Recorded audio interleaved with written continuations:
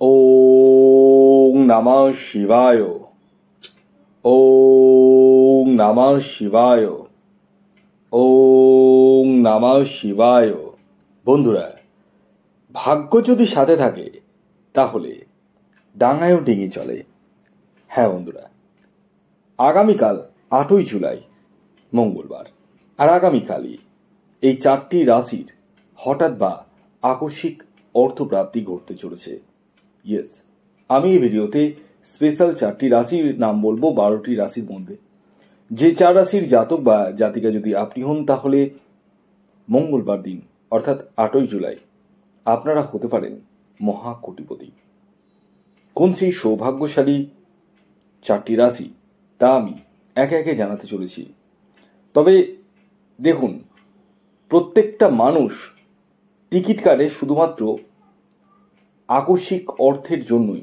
কারণ যারা টিকিট কাটে তারা কিন্তু আমার আপনার মতো মিডিল ক্লাস ফ্যামিলির মানুষ, এবং মিডিল ক্লাস ফ্যামিলির মানুষ মানেই তাদের জীবনে অনেক অভাব অনটন কিন্তু রয়েছে, অনেক কিছু চাওয়া পাওয়া রয়েছে, এবং সেই চাওয়া পাওয়াকে ফুলফিল করার জন্যই টিকিট কাটে। কিন্তু আমি একটা জিনিস বুঝে উঠতে পারি না, আপনারা নিজের টিকিট কাটছেন কাটুন, কিন্তু নিজের সর্বস্ব বিলিয়ে কেন টিকিট কাটছেন? আমি ব্যাপারটা বুঝাচ্ছি। গতকাল একজন কাস্টমার আমার সাথে পরামর্শ করেন বাই ফোন কলস, এবং ওনার কথা অনুযায়ী উনি 2015 সাল থেকেই টিকিট কাটছেন, আর আমার ভিডিও মোটামুটি 3 বছর ধরে দেখছেন।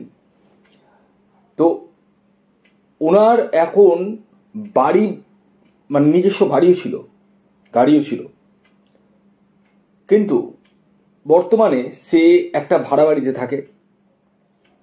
তার ছেলে বউকে সেরকম লালন পালন করার জন্য যে অর্থের প্রয়োজন সেটা কিন্তু দিতে পারে না।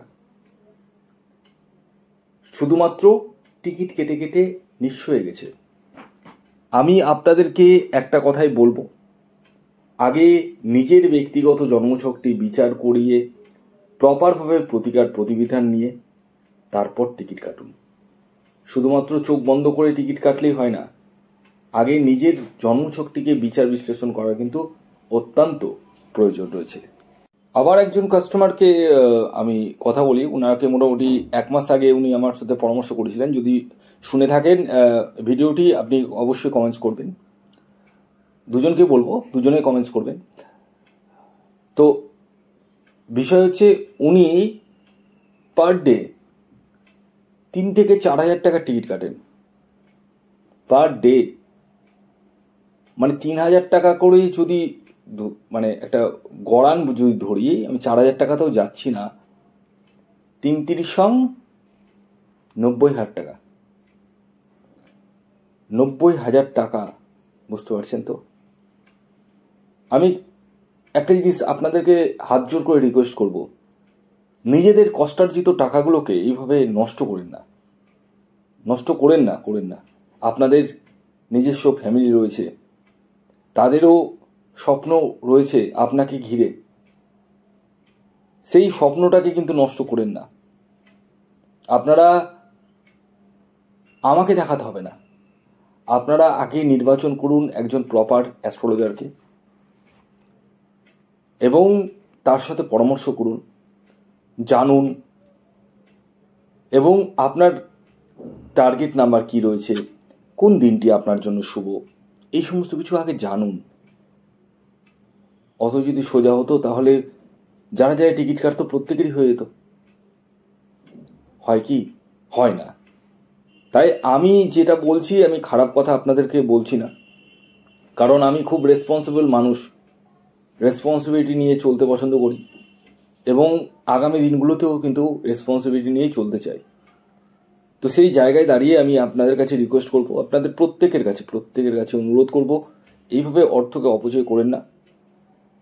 এবং আপনারা আশা করি আমার এই কথাটা শুনবেন, এটা আমি আশা রাখব। কারণ দেখুন, প্রাপ্তিযোগ একমাত্র রাহু গ্রহই এই কলিযুগে দিয়ে থাকে।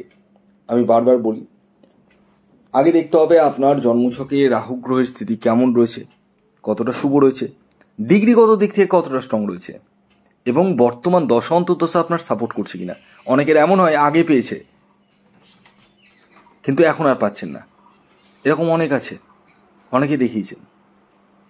তাদের কথা অনুযায়ী আগে স্যার পেয়েছি, এখন আর পাচ্ছি না। বিষয়টা তার প্রাপ্তিযোগ থাকা সত্ত্বেও সে পাচ্ছে না, বর্তমান দশা অন্তর্দশা সাপোর্ট করছে না বলে। তো যাই হোক, যারা নিজের ব্যক্তিগত জন্মছক বিচার করবো ভাবছেন, কিংবা রাহু রক্ষা কবচ নিব ভাবছেন, কিংবা আপনার বাস্তুদোষকে নিরাময় করবো ভাবছেন, কারণ অনেক ক্ষেত্রে বাস্তুদোষের কারণে কিন্তু অনেক সমস্যা ক্রিয়েট হয়। হাজব্যান্ড ওয়াইফের মধ্যে সন্তানের এডুকেশন ড্যামেজ হয়ে যায়, আর্থিক ড্যামেজ হয়ে যায়। তো যারা যোগাযোগ করবো ভাবছেন তারা স্ক্রিনে দেওয়া হোয়াটসঅ্যাপ বুকিং নাম্বারে যোগাযোগ করতে পারেন। খেয়াল রাখবেন, এটি অনলাইন সার্ভিস এবং এটি ফ্রি সার্ভিস নয়। আসুন, আগে আমি আপনাদেরকে জানিয়ে দিই আগামীকাল 8ই জুলাই সূর্যোদয় কখন হচ্ছে, সূর্যাস্ত কখন যাবে, তিথি কি থাকছে, নক্ষত্র কি থাকছে এবং রাহুকাল কখন শুরু হবে এবং শেষ কখন হবে। আগামীকাল 8ই জুলাই ভোর 4:58 সূর্যোদয় হচ্ছে, সূর্যাস্ত যাচ্ছে সন্ধ্যে 6:25। আগামীকাল ত্রয়োদশী তিথি থাকছে এবং তারপর চতুর্দশী। শুক্লপক্ষ থাকছে, ব্রহ্মযোগ থাকছে, নক্ষত্র থাকছে জ্যেষ্ঠা এবং মূলা। আর রাহুকাল শুরু হচ্ছে দুপুরবেলা, দুপুর 3:03 থেকে 4:44 পর্যন্ত। অর্থাৎ দুপুর 3:03 থেকে 4:44 মধ্যে কোনো ধরনের টিকিট কাটা বলুন, কোনো কিছু কেনাকাটা বলুন, কোনো কিছু কিন্তু করা যাবে না।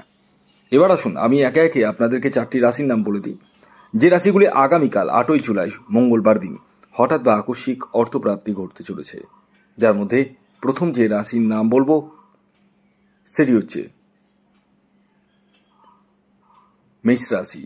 মেষ রাশির জাতক বা জাতিকা যদি আপনি হন, তাহলে আগামীকাল আপনারা হতে চলেছেন মহাকোটিপতি। আগামীকালে আপনাদের ইন জেনারেল যে টার্গেট নাম্বার উঠে আসছে সেটি হচ্ছে 3 এবং 9।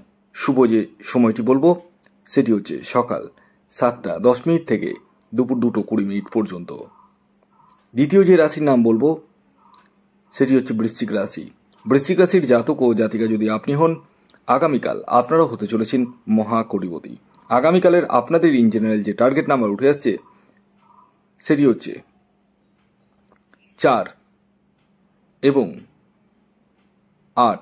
শুভ যে সময়টি বলবো সেটি হচ্ছে সকাল 6:15 থেকে দুপুর 1:45 পর্যন্ত। এর পরবর্তী 3 নম্বর যে রাশির নাম বলবো, যে রাশি আগামীকাল 8ই জুলাই মঙ্গলবার দিন হঠাৎ বা আকস্মিক অর্থপ্রাপ্তি ঘটতে চলেছে, সেটি সিংহ রাশি। সিংহ রাশির আগামীকালের ইন জেনারেল যে টার্গেট নাম্বার উঠে আসছে সেটি হচ্ছে 1 এবং 7। শুভ যে সময়টি বলবো সেটি হচ্ছে সকাল 7:13 থেকে দুপুর 2:54 পর্যন্ত। এর পরবর্তী সর্বশেষ 4 নম্বর যে রাশির নাম বলবো, যে রাশি আগামীকাল 8ই জুলাই মঙ্গলবার দিন হঠাৎ বা আকস্মিক অর্থপ্রাপ্তি ঘটতে চলেছে, সেটি হচ্ছে কর্কট রাশি। কর্কট রাশির জাতক বা জাতিকা যদি আপনি হন, আগামীকাল আপনারাও হতে চলেছেন মহাকোটিপতি। আগামীকালের আপনাদের ইন জেনারেল যে টার্গেট নাম্বার উঠে আসছে সেটি হচ্ছে 2 এবং 5। শুভ যে সময়টি বলবো সেটি হচ্ছে সকাল 7:42 থেকে দুপুর 1:05 পর্যন্ত এবং বিকেল 4:48 থেকে সন্ধ্যে 7:15 পর্যন্ত। ভিডিওটি এখনকার মতো এই পর্যন্তই। যদি ভিডিওটি ভালো লাগে অবশ্যই লাইক করে দিন, শেয়ার করে দিন, সাবস্ক্রাইব না করে থাকলে সাবস্ক্রাইব করে ফেলুন। ধন্যবাদ।